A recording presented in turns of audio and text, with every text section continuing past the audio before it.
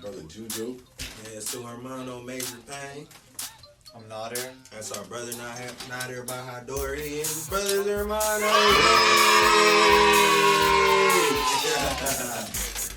So we got a true yogi master in here in the building, helping us with some breathing techniques, helping us improve our peace in these days and times. So what you got for us, man? And we're going to be doing a 2-part pranayama breathing technique.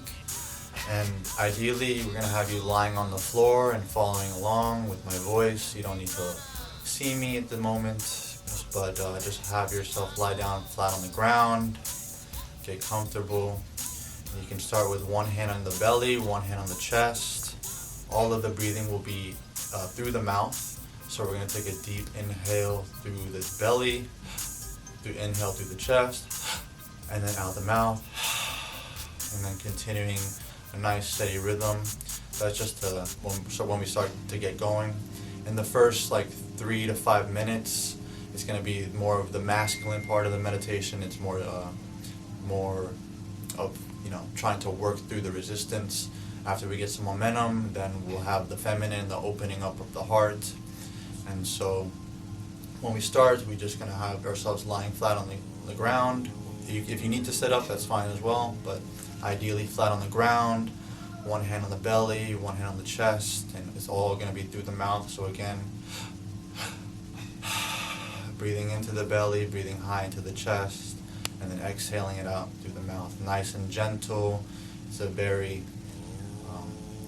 feminine type of exercise, but the first part of it will be masculine in that you're going to battle a little bit of resistance. The brain is going to try to take control.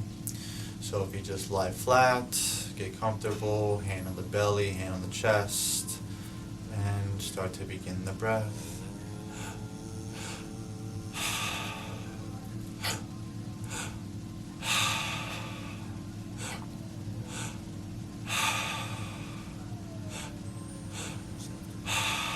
Find a nice steady rhythm.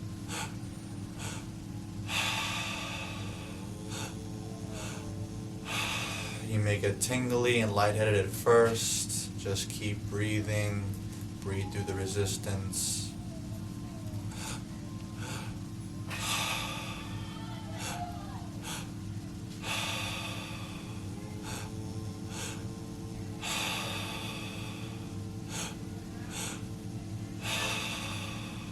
Keep going, keep breathing. Just observing anything that comes up. You may fidget, you may want to try to get out of the exercise. Just do your best to just watch your breath. Give your brain something to do. Give the monkey mind something to focus on.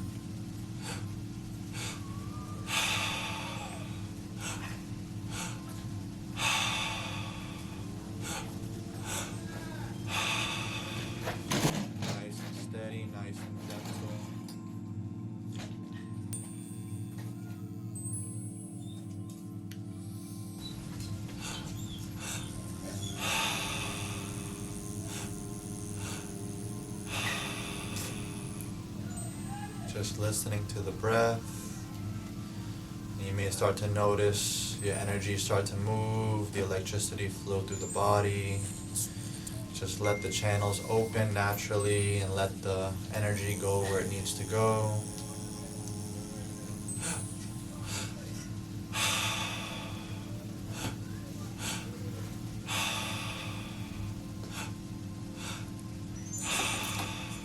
Good, keep breathing.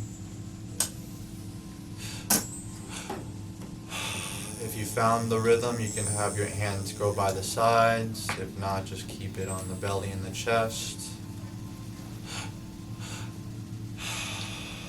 Make sure you're breathing into the top of the chest. A lot of the times anxiety gets stuck in that top of the chest, so just breathe into it so you can release it.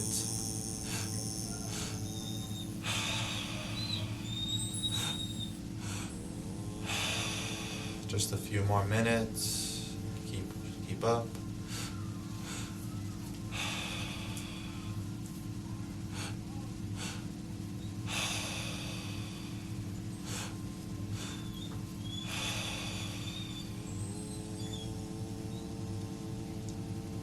Just letting the channels open, letting the heart soften so you can receive the flow of the universe, the energy of love.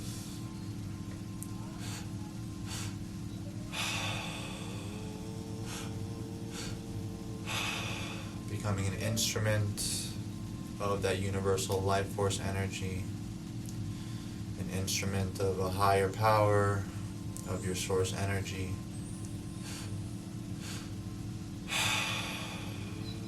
Last few breaths.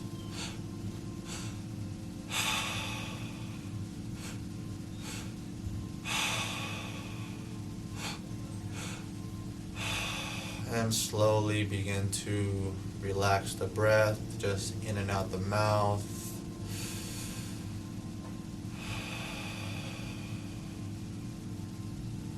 You did the work, now just receive the benefits of the energy, let it flow where it needs to go, soften, melt. Just breathing in and out the mouth for now. You can take the hands on the heart, feeling grounded, feeling at home, feeling the capacity to receive love and give love, breathing in and out the mouth, deep.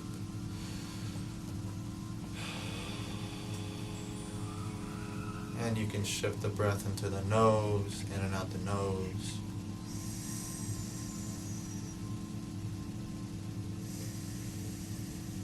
Just feeling your energy, feeling your essence flow and circulate through the body.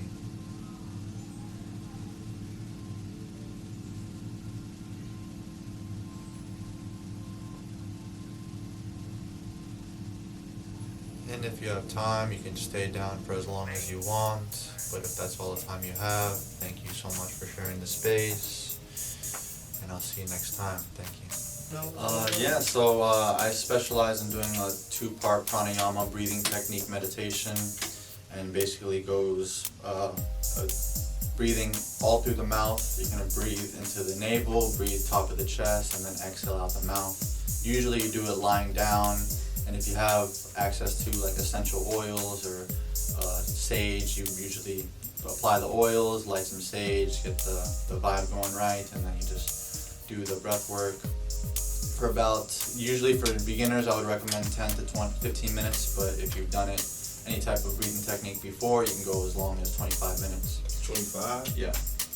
Yeah. Wait, 25 minutes of that. breathing? Oh, okay, Yeah. okay. Yeah. And then 25 minutes of the breathing, and then about 5 to 10 minutes of just relaxation, and that's like where the energy really goes to where it like integrates into your tissues and DNA. And during the breath work, actually, a lot of things like that are stuck in the body come to the surface, and that's where like it helps to have someone that is a trained facilitator be there with you, so they can kind of like hold space and hold the energy, so that when you kind of like unlock this trauma that's like stuck in the tissue layer, then you're able to like meet it head on without repressing or wanting to go away. Like a reason people avoid this type of work, either meditation or any type of spiritual work, is because they're not ready to deal with things that they've either done wrong in their life or karmically. So it's like it's stuck. All ancestral karma is stuck in our body and our tissue layer. So it's like up to us to heal it and release it, so that we like actually heal our bloodline, and it's deep. What was the journey like to even get to that place? To that place of mastery. Like, how'd you even come about that? Like, I mean, honestly, I believe really highly in the Mayan end of the world scenario, like the 2012. Not in a literal sense, but I felt like my awakening, my spiritual awakening happened like right at 2013, like the end of 2000. What happened? What was the awakening? I mean, I just came across, I mean, I think for a lot of people this was it, but it was the movie The Secret opened up like a portal to like there's a whole new world. Even though The Secret had so many holes in it in the teaching of law of attraction, so it kind of like seemed gimmicky and just kind of like, oh, all you gotta do is just think about it and be positive, then you'll get everything. It's a lot more to that. But it opened the door of, I'm actually creating a lot of the shit that I'm having to deal with in my life. So if I can change the way I perceive things, then I can change my life. Message. Yeah, exactly. But that like kind of just sparked something in me that there's like a whole nother reality that no one really truly understands around me, at least, that I want to research as much as possible. So like I went on this like spiritual like binge knowledge research type thing of finding as much spiritual truth as I could. And there was a lot in the books, like The Power of Now was like the first big one. Yeah, Eckhart Tolle. And he, just that concept of the thinker in the mind is not you was like the main catalyst in me understanding that, oh shit, like I'm not actually the person that's like criticizing people in my head. That's like actually like kind of a parasite. If you give it too much energy, then it, you know, is just sucking the energy out of everything in your life. So that was like the main catalyst to everything. Eventually that kind of got me into understanding how beneficial breathing and yoga can be in your life, so that led me to that. It took me, and I did yoga for about a few years, ended up doing teacher training for Kundalini yoga. So why even do yoga? Well, I mean, you know, you have all of this trapped energy in your body, so you need to move it as much as you can. Yoga is just like one of the many paths that you can do it to move energy. Even if you're doing exercise, running, any type of thing that moves energy, that's great for you. But yoga kind of adds like a spiritual element so that you're appreciating each moment and like really finding a sacredness to the technique that you're using to move the energy and moving the blocks. So it's like it's like taking a mental shower. It's like every day you gotta clean yourself. I just did Tai Chi today. Oh so yeah, I guess that's Tai Chi is definitely Tai Chi one. Yeah.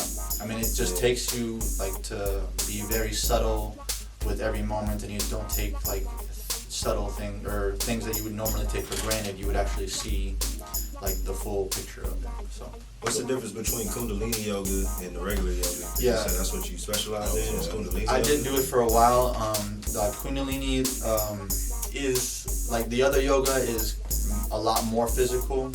Kundalini yoga has like in it specifically breathing techniques, meditations in it, and you know, actually recently kind of came to surface that the person that brought this version of Kundalini over to the West, Yogi Bhajan, it came out this that he had many years of history of abuse and all that stuff. So I kind Yogi Bhajan? Yeah. Okay. He brought it over, and like he passed away in like 2004, so it's like super old. Like he really made it famous in the 80s and the 90s, but it still has a lot of momentum with his followers. But I kind of I put that to the side because I kind of didn't want to be like associated with the abuse, and like it kind of, a lot of people were affected negatively, so I kind of put that away. But right now, my favorite part of Kundalini was the pranayama breathing technique, so I'm kind of just specializing in that. But any type of movement that you can do will definitely benefit your life. You said a brain shower.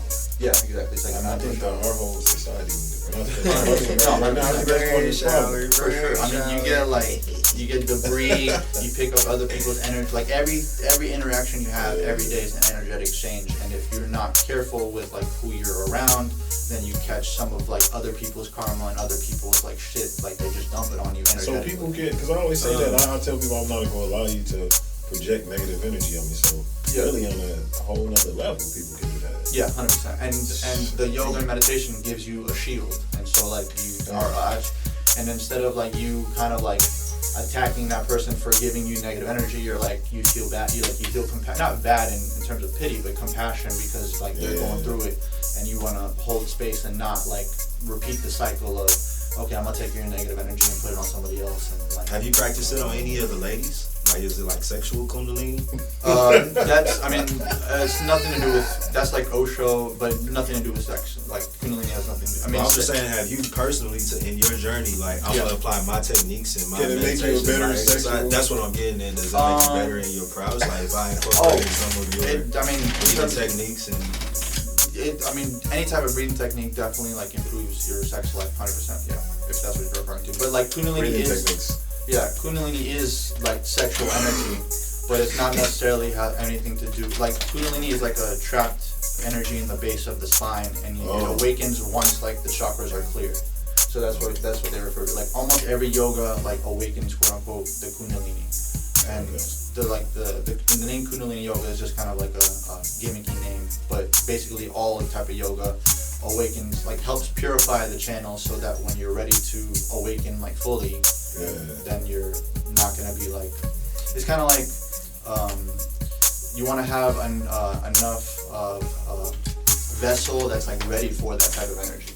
And so that's what yoga is supposed to do. It's like preparing your body for like preparation. Like exactly. You're just already in that vibe. You're already in that frequency. Exactly. So that when like people that have those Kundalini awakenings that like are like kind of traumatic and negative, it's more because they weren't ready to receive that energy, and some type of trigger like unlocked it like too early or something. It was like yeah, exactly. It's like shooting like 1,000 watts into like a 700 watt light bulb or something. Yeah. It's just like not ready to. That's what I wrote about in the pyramids under the sun. Oh, nice. Yeah. I went through that experience. Nice. Yeah. It's like the voltage just blew out, like you just said, bro. It's really real. Yeah, exactly. Yeah, I felt it firsthand. Yeah. What you just said is, I got the goosebumps with it, so it made me feel like it's even more real. Yeah, 100%. Yeah. Yeah, so Kundalini yoga practitioner, right? Yeah. And then how the journey keep going, well, like I said, once that kind of like news about, the reason it kind of got brought to the surface was it was a very famous book that came out actually just this past February called Premka, which was a book about one of the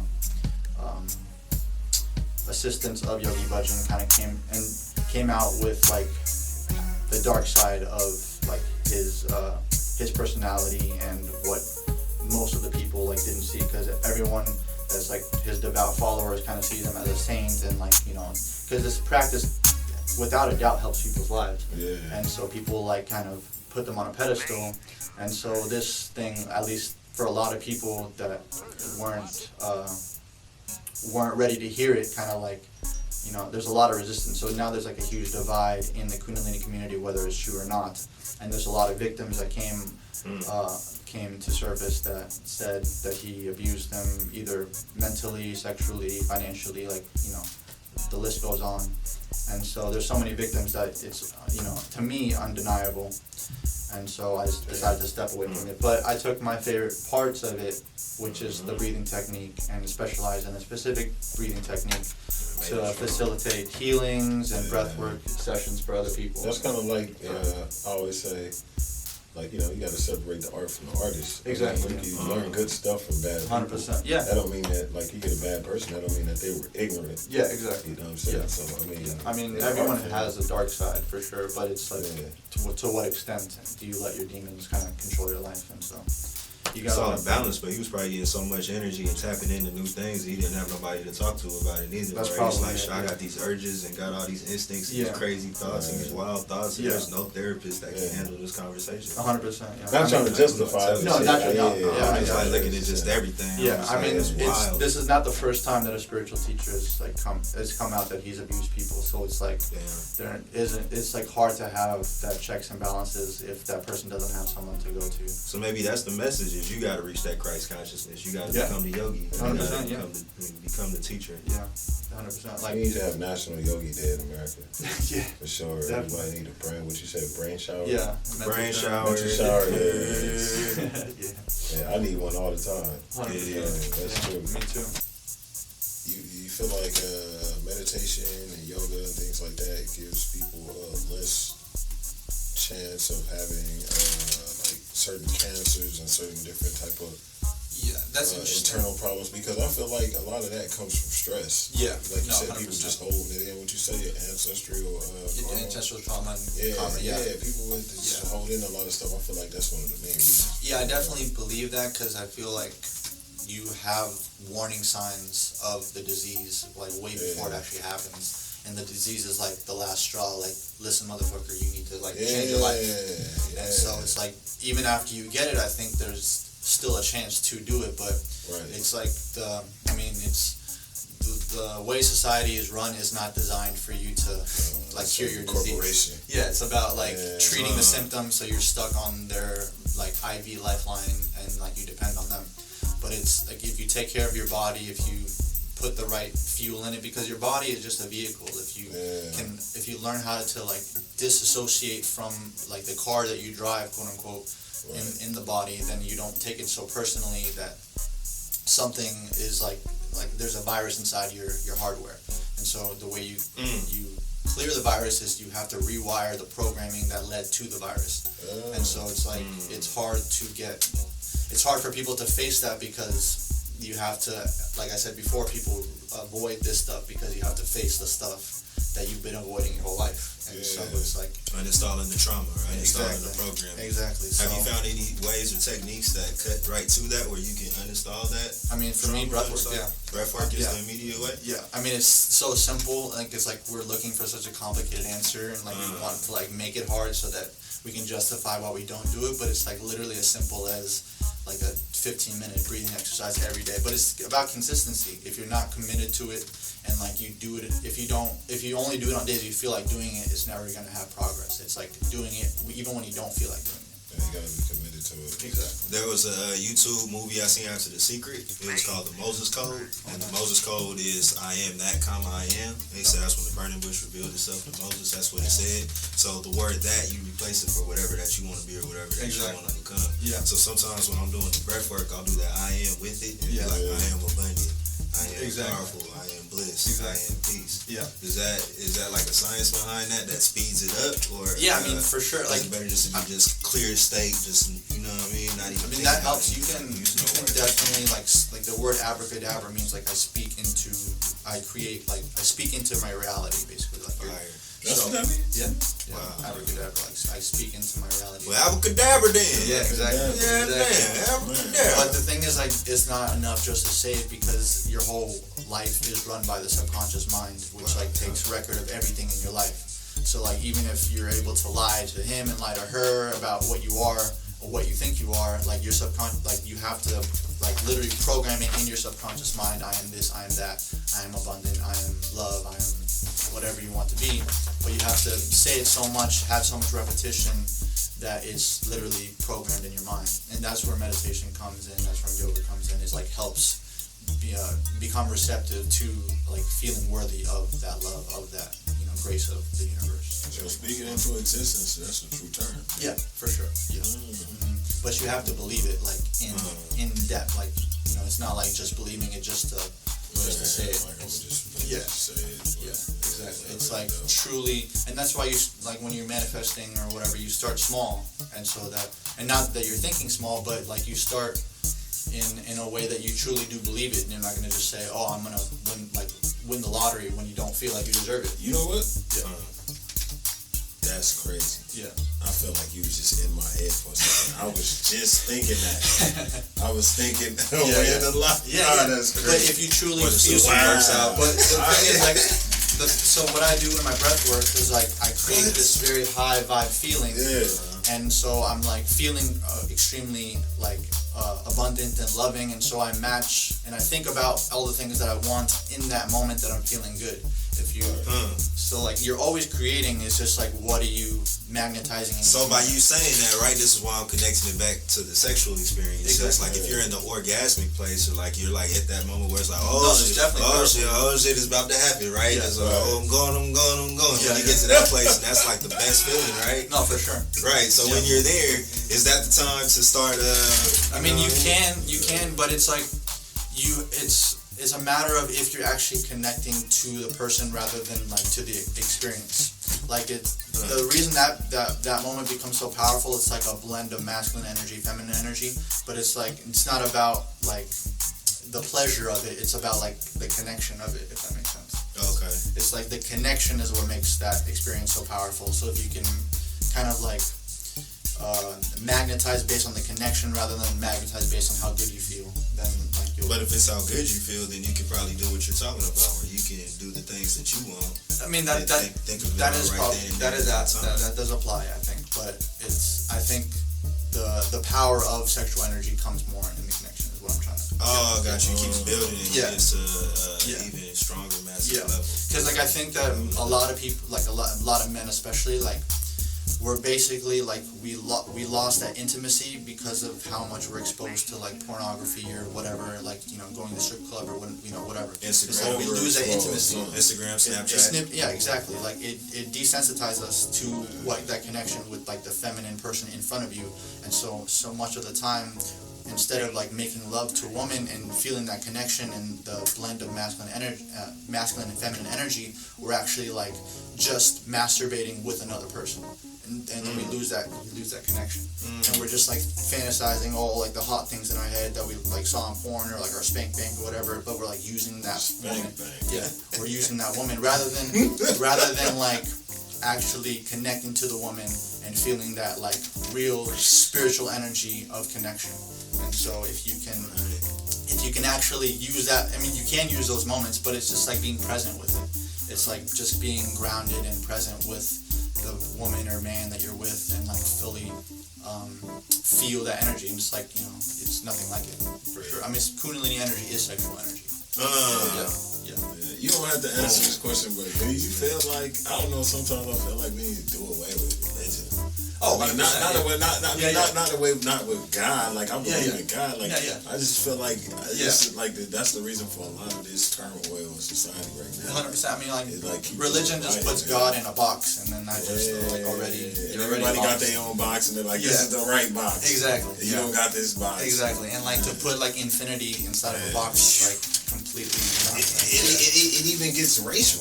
Yeah, 100%. Yeah. It's crazy. Yeah.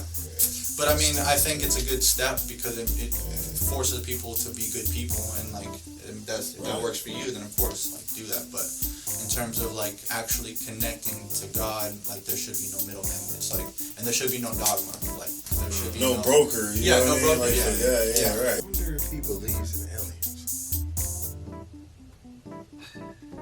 Yeah, like I mean, even like as a healer, like I'm not healing anybody. I'm just teaching them how to heal themselves. And so it's like, you teach them how to get on that frequency. Exactly. Like, So, I mean, it's like the whole thing with the Yogi Bhajan and Kundalini is like you don't put anybody on the pedestal. Like that's even like the first. The biggest takeaway right there. Yeah, exactly. Because I mean,